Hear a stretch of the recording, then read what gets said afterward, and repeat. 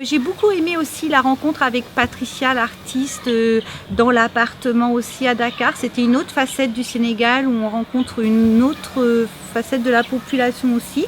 Et puis j'ai beaucoup aimé l'expression le tour, où ces femmes se rencontrent à tour de rôle, chez les unes, chez les autres, soit en famille, soit entre collègues, soit entre amis. Et je crois que je garderai l'expression. Et c'est quand qu'elle va venir chez moi alors? En fait, c'est aux femmes de se retrouver entre elles et de parler de choses qu'elles ne peuvent pas dire à la maison. Donc c'est souvent des femmes, donc ça tombe bien. Ah, il y a un garçon. J'ai beaucoup aimé aussi rencontrer cette artiste, qu'elle nous parle un petit peu de la vie des artistes au Sénégal. C'était un peu nouveau ça, et j'ai beaucoup apprécié.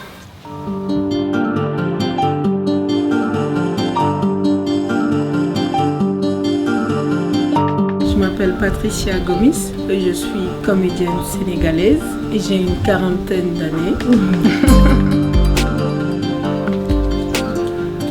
Je fais du théâtre jeune public spécialisé pour les marionnettes. Pour moi, c'est un métier de partage. Il y a 5 ans, j'ai voulu monter le spectacle Moi, Monsieur, Moi, qui raconte un peu mon enfance d'enfant confié. Tu veux ma fille? Prends!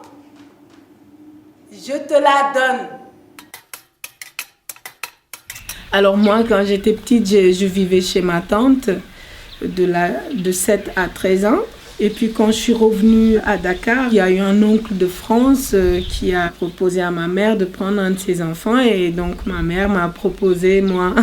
Si dans la rue, là, on demande toi où tu vas, tu dis je ne sais pas. Comment tu t'appelles? Je ne sais pas. Je ne sais pas là. Ça n'a jamais tué personne. Bienvenue en France. J'étais là pour aider la famille parce que bon, ils n'avaient pas les moyens de payer une bonne. Donc ils ont fait faire venir quelqu'un. C'est ce qu'on appelle l'esclavage moderne. Je suis restée presque 4 ans. J'étais pas bien là-bas et je me suis dit je préfère revenir ici, recommencer une vie que je choisis moi-même. Et elle joue moi 17 ans. C'est elle qui part en France. J'ai envie de parler des bonnes qui travaillent chez des gens qui sont payés des sommes misérables, des scolarités, des filles qui n'ont pas accès à l'école. Il y en a encore. Quand je vois les enfants dans les rues, je me dis comment ne pas parler d'eux.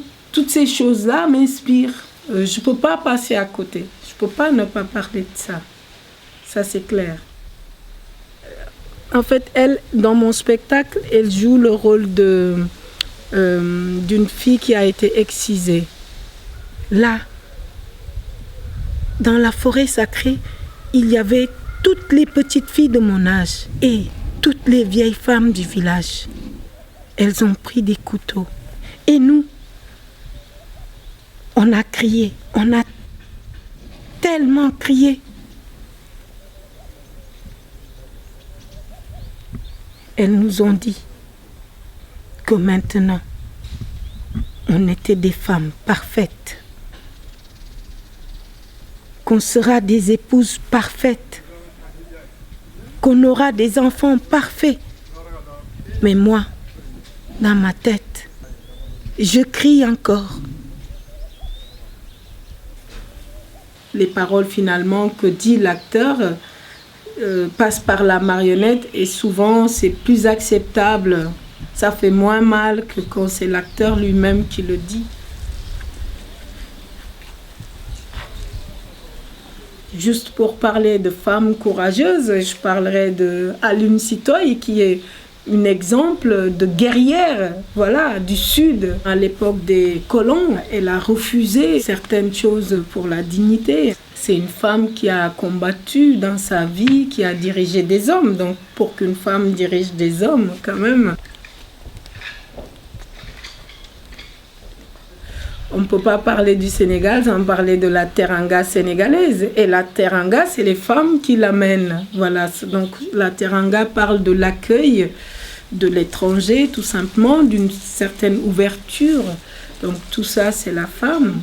Et puis la femme sénégalaise, elle est battante. Voilà, c'est une femme assez généreuse. Voilà, c'est une femme qui a de l'avenir, en tout cas.